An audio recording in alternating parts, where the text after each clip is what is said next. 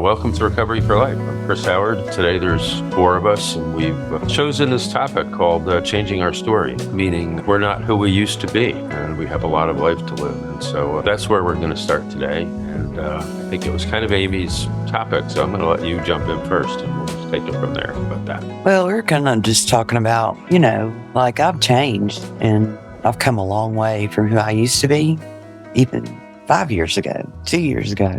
But other people don't seem to change. It's like with you, and they kind of regress and get worse, and it gets to the point where you just can't deal with it anymore. So you've got to change your story so that you won't fall back into the same, hole you were in, I was in 10 years ago. So anybody have any thoughts on that? Just dive in. Yeah, I do. Actually, hi, this is John. So that brings up something interesting. So last night I was having a conversation with my father about addiction. And, I feel like I've made all this progress over the past 2-3 years. I've, let's say when I went and got help, we were both here, my dad and I. I've made all this progress, but he's still back here, right? With those thoughts that like, I don't know, like any indication like, I'm taking more of my medication because I'm having anxiety is something to him would trigger a thought that's like, oh, is he regressing? Like, is he going back into his addictive state or habits or whatever, right? And for me, it's like, no, that's not it, right? Like, I'm not doing that. I'm not reaching for a substance or anything like that to escape some type of feeling. It's because I'm going through a lot right now, and I have to like explain it and justify it, and in doing that, it doesn't feel great having to explain and defend, why you're doing X, Y, and Z.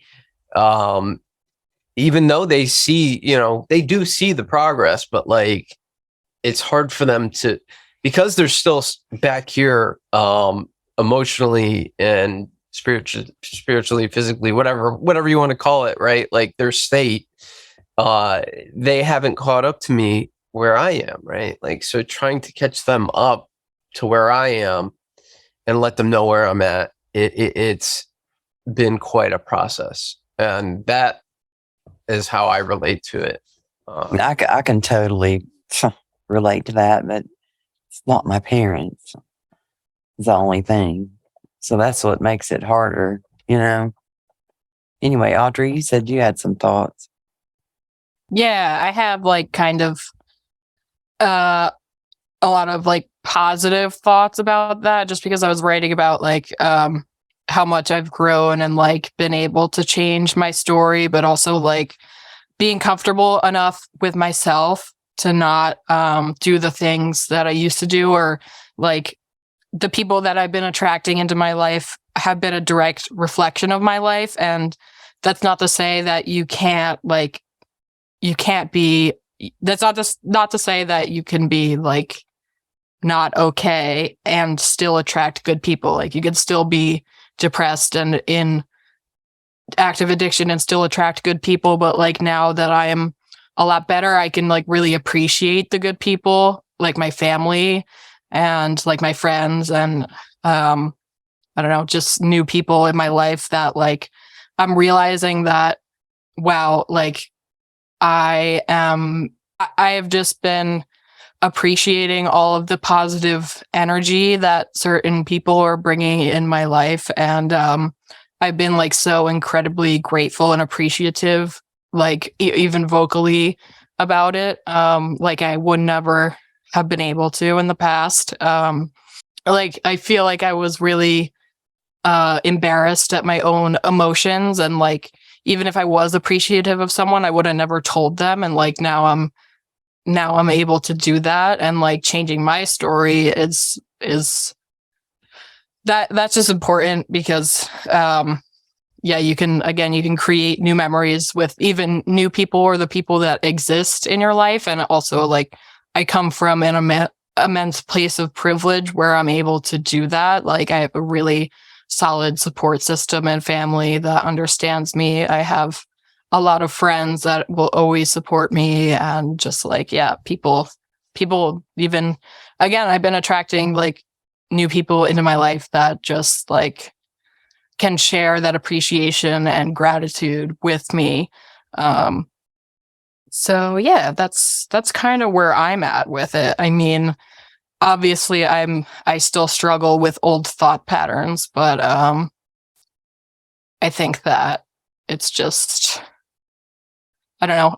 And you can always slip back into your old ways. I mean, you have to stay on top of yourself always. But yeah, I just think after you've come so far and done a lot of work, then you can attract or manifest like kind of whatever you want. But that also comes with, like, again, immense privilege, whether it be like white privilege or wealth privilege. Yeah, so those are my thoughts. Really interesting. That comes with some responsibility too, to these other people that you're bringing into your life. I was just thinking about what all you guys said. It can be really challenging for the people around us when we grow. When we're getting better and getting healthier, and it could be hard to understand. It's something we all get because we're all here and we're on the inside of all of this, and we understand what this growth is about. But it could be really maybe a little bit frightening for people on the outside who don't understand what's going on. And there's some fear, I'll bet you, around that, around our growth, because it can be a little bit scary. And I was also, I think it was, who said it? I think it was you, John, that said, it doesn't feel good to be challenged like that. To be like, yes, I'm better. I'm getting better. And people say, they look at you like, are you sure about that? Are you sure you're okay? Are you sure, you're not falling into your old ways? And that's a really horrible thing to hear, right? I mean, that's pretty degrading, and it's defeating because we've been working our asses off to get to this place. And I don't want kudos for it. I don't need recognition, but I don't want to be told that, you're not going anywhere. I mean, that's really a difficult thing to hear. And it's understandable, though, because we say it all the time. The people out there, the people who aren't who haven't been in active addiction, who've never been there, just don't understand. And we can't explain it to them. It's just not possible. Go for it, Amy. Like my mother-in-law, I was trying to explain to her when I lost Dr. Saltzman, and trying to find another doctor has been like climbing a mountain around here. So she was just like, Amy, I just don't understand addiction, but I can empathize with you. So that makes it a lot better. At least she can do that, whereas other people can't. And that's sad. Anyway. Yeah, I agree with you, Amy. I do have a thought on the changing your life. I mean, for me, it's like I've had so much, I don't know, tragedy, bad things happen to me in my past, bad memories. What I've learned is strength comes from within, for me at least. And I have to project that strength outwards and use it for good on a daily basis. And as long as I know in my heart that I'm doing the right thing and I'm being honest and bringing my 100% honest self to every situation, then, I'm sure I'll get challenged, and it might be hard to accept that, but it is what it is. I know that I'm trying to do my best to create as many good and happy memories as I can with my life now, right? Like, that's the important part for me is remembering today. I have today. What am I doing? What am I doing today to make myself a better person or whatever. That's kind of how I look at it. But anyway, Go ahead, Audrey. Yeah, I think after you guys talked a little bit more, I do have like a little bit more of an idea. Recent I don't know comments that are made by mostly family that kind of brings me into that place like, oh wow, you don't understand how much I've changed, but it's usually just like a comment or two that is not directly related to addiction, like I don't know, making a mess in my car or something and like not cleaning it up, and then my dad making some kind of comment and like being messy or like staying in my room all day and like sleeping is something that I would do a lot in active addiction. And if like someone sees a glimpse of that, maybe they'll make a comment and like it'll just bring you down and be like, why aren't you understanding me? Like I'm not the person that I was. And like this doesn't, I don't even necessarily think like, oh, they think I'm addicted to drugs again now. It's just like kind of hurts your ego a bit and like could have the potential to like chip away at the confidence that you've been gaining up. So yeah. Yeah, it's very, like very true. a little dig here and there, right? A little comment, a little aside that lets you know that they're not quite with you all the way. Go ahead, Yeah, Brian. and I don't think they mean it. I don't know. I don't know. Like I don't think my dad meant it in a way to hurt me, right? Like intentionally. It's just my past has been. I don't know. All he knows is my past, and I'm trying to establish good memories now with him, and show him that I'm a different person. So it's taking some time to build that trust back up, or just build it up in general, because I don't even think it was ever there. But just trying to build that trust and relationship with my family, and not just with my dad. I mean, with my entire family, and it's it has been challenging. And yes, I have been. There's been certain things where they're like, somebody said something to me or whatever, but I'm at a place in thankfully I'm in a good place, where in a good headspace where I can say, I understand where they're coming from, and just move on, with the conversation. So as hurtful as it is, it does suck. Yeah. Well, I think those comments do come from a place of fear in a lot of ways too. Our family, fearing that we're going to go back. We're going to go back to what we were. We know that's not true. And the whole changing our story is, we can, like Audrey said, attract different people, people where the trust is there, from the beginning. And we don't have to reestablish, because, getting back trust that we've lost is a long, long, long process. That's probably the most difficult part of all of this is getting trust back from our family, friends, people we've known for a long time who saw what we went through. And, that's all they can see in us, right? That's all they see. They're not seeing the growth. They're not seeing what we are now. They're not seeing who we are now. They're seeing who we were. And I don't like, there's no blame here. I mean, it's perfectly understandable. I mean, we probably scared the shit out of everybody, right? And so I get it. There's some shell shock there, some PTSD in the family. And it's a long thing to get over. It takes time. But it happens. I mean, we just have to stick with it, right? We have to keep doing what we're doing and not resent them for not keeping up with us. Like Amy was talking about, they're not going to be able to keep up with us because they don't have a program. They're not growing. They're not working on themselves, right? I assume that's kind of what we're talking about. And if people are, then they can, we can have those conversations. If other people are in some sort of growth process, it doesn't have to be recovery from addiction. It can be just some sort of discussion about growth, change, and being the best people we can possibly be. And if they're actively engaged in that, then we can have these conversations. I actually was having this conversation the other night, last night, with somebody who was new in recovery. He's actually got, I'm going to say 100 days, give or take. And he met someone who was obviously in distress, or was wasted, whatever you want to call it. And he said, so what do I do? What do I say to this person? How do I help? How do I help? And I said, well, you can't directly say to somebody, you need to go get help, because that never works, especially when they're actively using. That definitely doesn't work. It's going to cause a lot of resentment. So I said, well, you can talk about what you're doing, or if you're not comfortable doing that, you can say, I have this friend who's in recovery who, thinks that, this works and that works, and he's doing really well.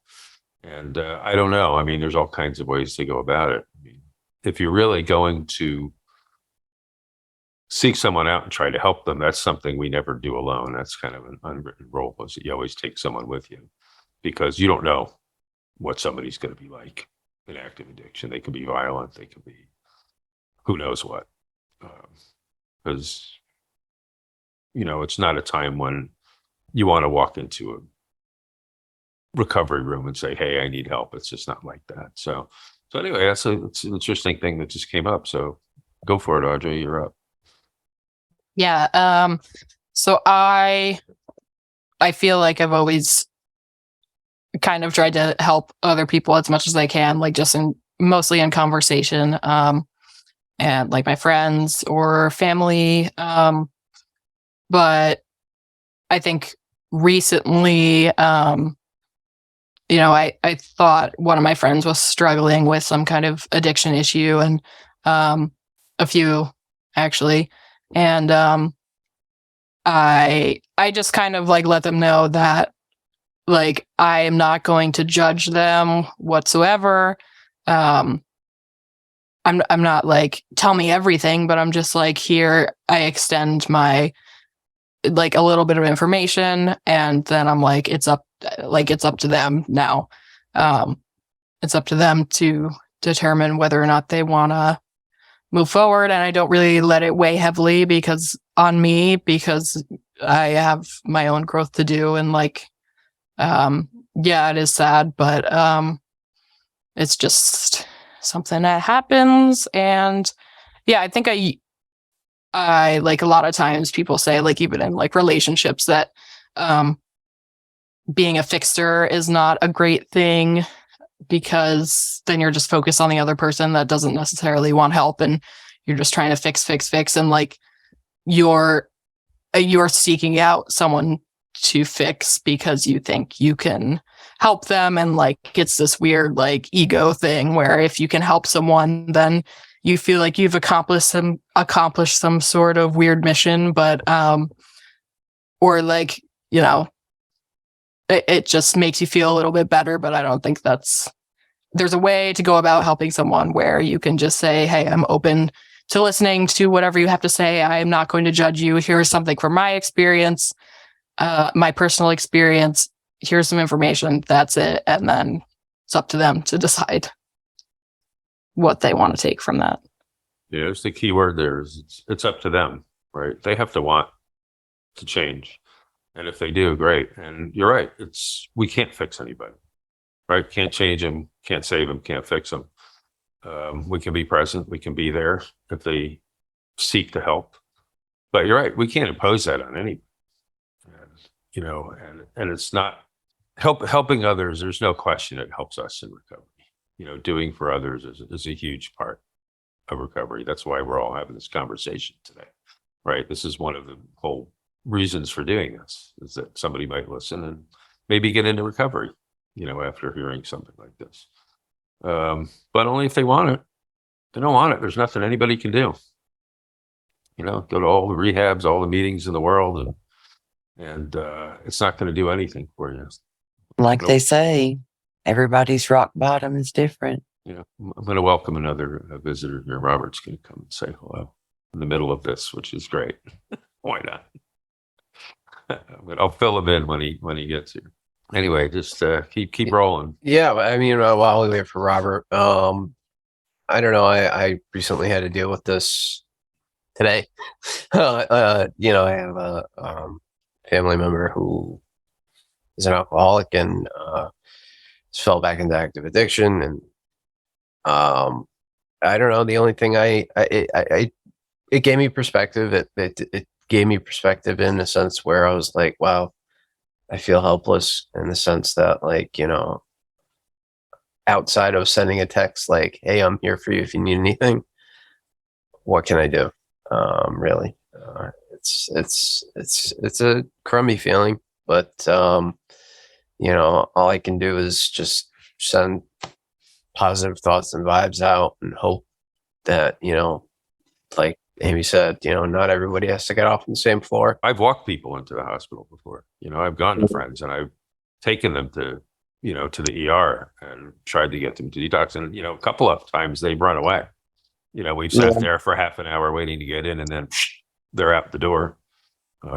It's a really difficult thing to do, and it's they really do have to want it, and it has to happen like in the moment, right? Because who wants to go to a hospital? Like the last place you ever want to go. yeah, well, it may be true, but sometimes it's the last resort, right? We really need to. It's life or death. That's the place to be. Yeah, that's the truth. That is true. I mean, there are other options out there like detox facilities that, you know, you can check yourself into inpatient, and they will help you detox from alcohol. But it depends on how much you've been drinking, and if you, I mean, certain detox facilities. I mean, I think if you blow above a certain amount, you have to go to the hospital anyway. Right. You know, so yeah, and those are more of a premeditated. You have to call on, you have to make an appointment, and you have to say, you know, do you have a bed and all of those things. I mean, in an emergency situation, I mean, there are hospitals all over the city that will detox all over the place, wherever. If you need to, really, if you're in that place, go for it, Audrey.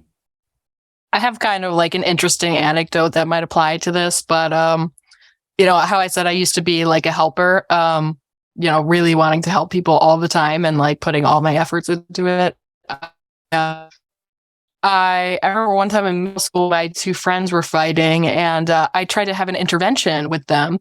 So I sat them both down at the lunch table, and I said, "You two need to talk," and none of them said a word. So like that's just kind of an example of how you can't force anything. Like I was like, okay, this is gonna work. This is a plan. Like it's gonna go through how it went through in the movies, like this intervention thing. Yeah, it doesn't always work like that. And obviously that's not a, you know, they weren't addicted to drugs and I wasn't doing an intervention for that, but like you just can't force it sometimes. And I think it's actually like a little bit selfish to kind of want to force that onto people.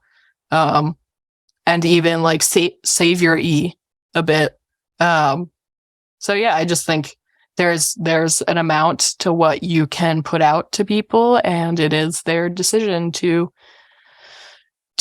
accept that help. Just like when all of us were in that place where we didn't accept the help, like we can take that understanding towards other people. And but it's especially hard if it's like a family member or like a really close someone you're really close to. Of course, you're going to want to do everything you can possibly do to help them. And sometimes, yeah, it does work.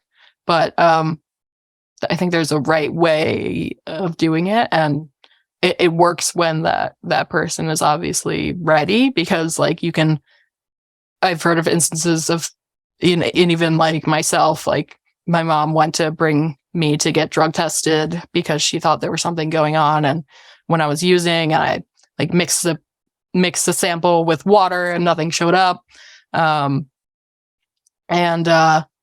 Yeah, so like obviously she was trying to help me, and not until years later did I come to her and I was like, I need help. So yeah, it's just, you know, there's just a lot of things, and yeah, obviously if it's like someone like your direct family member or like your daughter or son or whoever, you're going to want to try and do everything possible to save that person. And it really only happens when they want it. And even if they get clean, maybe later on they relapse again, and like it's going to really start clicking when they want it. So yeah, ready is a pretty loaded word. I remember a while back I was talking to somebody about that, and she said, so, you know, what got you in? And I said, I guess I was ready. And she said, what does that mean, ready? What does ready mean? And I thought, well, I guess I didn't, I wasn't ready when I didn't want to stop, or I wanted to hold on to my addiction. I didn't want to give it up. So I guess there's a lot of definitions for ready. We all have different versions of that. But it is a pretty loaded word. But I think that people definitely have to want it. They have to be in that place of desperation, like we all get to before we walk in the door. Yeah, I was gonna say actually, like for me, ready was I think the overwhelming fear of dying and feeling so helpless that I didn't know what to do anymore. That was my ready. I was like, I don't know what to do anymore. I've tried everything. I can't do this on my own. And I just surrendered myself to the professionals, like I just help me, show me what to do. Like, tell me what to do. I'll do it. That was my ready. And again, like it's a very subjective thing. So, I mean, it could be different for everybody. Doesn't necessarily need to be that extreme. That was my definition of ready. Yeah, it doesn't need to be that extreme, but sometimes it is. Sometimes, like somebody said here, we all get off the elevator at a different place, right? It's going down, but we got to leap off somewhere, and everybody's different in that sense. All right, Amy, go for it. Well, I was just thinking about like when you're in recovery, we tend to shut ourselves away. Like we got a disease that somebody can catch or something. Or either we just get depressed or down and then COVID hit and it changed my whole life. So, the way I did things. So, I don't know. I just thought we could talk about what we could do to get out there and help others. And that helps us also. It definitely does. And you're right about COVID. I mean, we're isolators to begin with, right? So it was a great excuse to shut the door and close the blinds and say goodbye to the world for a little while, which that was hard on a lot of us. I don't want to isolate anymore. I did enough of that back in the day, and I would rather be part of something larger than myself than hide from it. And it's a hard transition to make, though, too. And a lot of people have been having a lot of trouble coming out of that isolation and getting back into the mix, especially in our world, in the world of recovery, because it's pretty easy to just say, hey, life has changed. I'm going to be home. I don't need to go out. And that's not healthy. No, not at all. I was just since I'm tapering down. Now it's like my first logical thing is to isolate because when you're not feeling well physically, you don't want to go out of the house, you don't want to leave. But then I have to mentally, what I was taught when I first went in was to get out of my comfort zone. So I have to say that to myself a lot. And even tonight, like I was running late for this, and then I'm thinking, all right, well, I'll do it next time. And then I said, no, if I can't even what do you call it, compromise and just do what you asked me to do, then it's like, well, come on, like you want to have some sort of success, like, little goals, basically. So yeah. That's great. Thanks for bringing that up. Yeah, just logging into a meeting, right? Yeah, and I'm saying if I can't do that, like, come on, we're in trouble. So It's like you gotta take some suggestions, not all. Not all of them. Yeah. Not all. Get some back. Hey, Audrey, I think you had your hand up there before too. Yeah, actually, what Robert said sparked a little something in my brain. Like, I really have to force myself to do things sometimes, and like, it's not even like you can't even put logic to it because I can be the biggest procrastinator and like, oh, I'm not going to go to this meeting, not going to go to that meeting, not going to do this thing that I have to do because I don't feel like it. And it's like, right, you do have to get out of your comfort zone and like just take that snap moment and just like force yourself into it.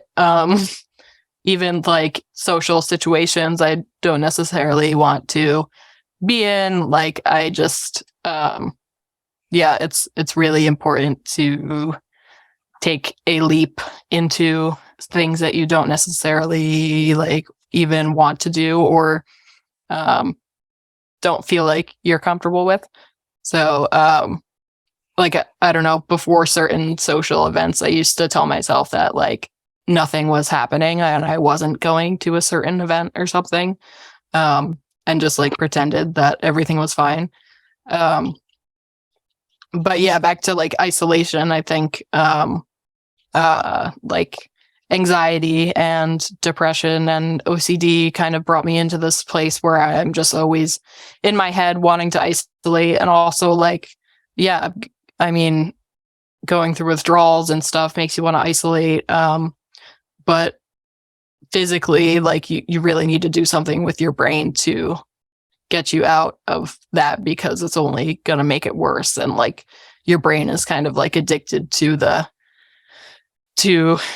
feeling bad about feeling bad. And yeah, so for me at least, it's about like just not thinking and doing, which I know is not a great advice for general recovery speak, but like in terms of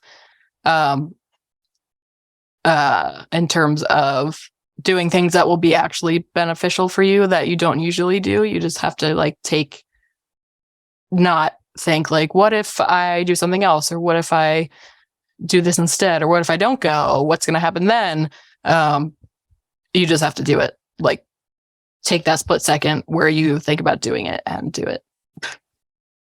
Yeah, I totally agree with you, Audrey. Like that slight hesitation might render you from actually showing up. And I think Robert brought up a good point. You know, small as attainable goals, like showing up for a meeting. You know, that's showing up for yourself, really, right? At the end of the day, I look at it like that. I'm showing up for myself, and in showing up for myself, I'm showing up for others and holding myself accountable in some type of way.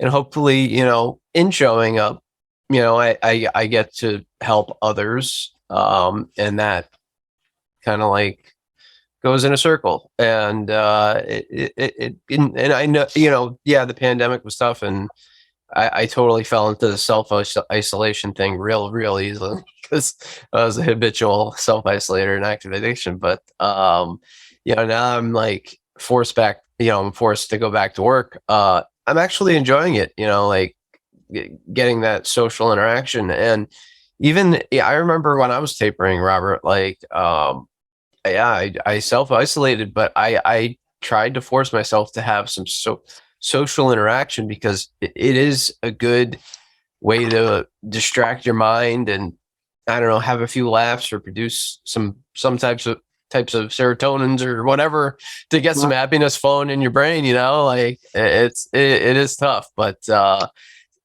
being willing to step out of your comfort zone and try it is a big thing, and big step for some people, you know.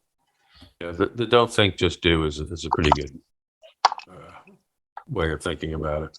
You know, don't overthink it, because we will go. I can talk myself out of anything. You know, I mean, I did about a couple of weeks ago. I was supposed to go to an art opening downtown, and I wound up I was going back and forth for forever about, oh, it's in a bar, and, you know, do I really want to do this? And, you know, I should get out and I should do something. And then I got this like kind of weird COVID spook thing. Like, that's a good excuse not to go. And, you know, devil's advocate though, almost everyone there got COVID. Yeah. Guy's family flew in and everybody got COVID. I was like, well, okay, so I did okay that time, but that's no excuse. You know, I should have gone. I should have been there. You know, I should have got my ass out of the house. And, was it the day of the lockdown? Was it the day of like the lockdown? No, this was a couple of weeks ago. Oh, a couple of weeks ago. Yeah, it was very recent. Very recent. Oh, all right. There you go. Yeah, it was just Gotcha. 2 weeks ago. So, you know, it's still out there. I mean, I don't want to get COVID, but that's no real excuse. I could have worn a mask, you know, if I really was concerned. But I still do it, man. I'm happy to just be here in my house and hide from the world. It's okay. You know, it's not a good thing to do. It's just not. I will say this: there is some. I think that there is some times where we deserve some self alone time, like Sure. to like, you know, I don't know. Sometimes I just want to veg out on the couch and just recharge the batteries, right? Like, I mean, I don't think that's isolating, but I don't think so either. I don't think so either. There's a difference between isolating and just, you know, chilling out for a little while. You have to ask yourself, are you alone or are you lonely? And that's it. Just get your answer. So, Sure. Yeah, alone time is a good thing. It's always a good thing. Alone time is a good thing. You want alone time. Lonely time, no, that's isolating. That's, you know, cutting myself off from the world time. You don't want that. You don't want. Right. Yeah. So there's a fine line there between, like you said, loneliness and being alone. And, something we have to think about. We have to know what we're doing, right? That's something that we feel inside. That's not something someone's going to tell us. Cool. So Amy's internet crapped out, so she won't be back for the rest of this. So, unfortunately, but I mean, that was an interesting kind of hour-ish that we did. Different. We'll talk about how we're going to do all this going forward. But in the meantime, I think we'll just kind of call it a night. You know, and thanks guys for, you know, being here and trying this new format out. It's certainly been an adventure, if nothing else. What, Audrey? I think something that might be helpful is like writing out the topics for the night. Like, especially for just beginning this 15-minute things, we should definitely like think of the topics beforehand. Okay. I think we did pretty well for winging it tonight. No, yeah, we did. No, I agree with you, Audrey. Like, we should have a topic list that, you know, all right, tonight we're going to be doing 3 segments. This is what we're going to touch on, you know, and then we would talk about it beforehand, right? Uh-huh. Like what there, and it might come up like with like, this is what's going on in my week, right? Like, you know, normally what we do, where we get them from our check-ins, right? Sounds like a plan. I know I sprung this on you guys just at the last minute tonight. So. No, it's okay. It's good to like flesh it out, right? It actually only came to me about 15 minutes before you started. So this was not premeditated. It was like, let's try something different. Why not? So in the meantime, well, thanks for doing it. And thanks for people who are out there listening who hopefully will, you know, log into our channel and check this out. And if anybody has any comments, especially about what we were doing tonight, please feel free to send us a note through the various channels that we have out there. So let's still throw out a little gratitude for today, and then we can close it out. So who wants to go first in the gratitude department? Audrey, go for it. I am grateful for new experiences such as this little 50-minute segment podcast. Yeah. Grateful to be able to be comfortable enough with myself to be okay with new experiences and not get so anxious and overwhelmed about it. John, you are up. Sure. I'm grateful for for Robert joining tonight. Good to see you on the podcast. I'm grateful for our listeners. I'm grateful for having the ability to come on this podcast and just talk about whatever we can talk about, and hopefully it will help people. And I'm grateful for my wife, family, my sober network, and just another day alive and sober. Cool, man. Thanks, Robert. I'm grateful for a lot of things. You know, this normal stuff, family, you know, friends. But just for today, I'm grateful that I got I got here late, but I was able to join the podcast, and it got me out of my head for a little bit. So it actually did work. It's got me thinking about other things instead of, you know, am I going to be sick forever? Blah, blah, blah. So yeah, so it was productive for me. Nice. Thanks. Yeah, I'm grateful for you guys for the yeah, for that ability to just shift and do something different. Because why not? Exactly. Life comes at us and we roll with it. Glad we got to do this tonight. Thanks, guys.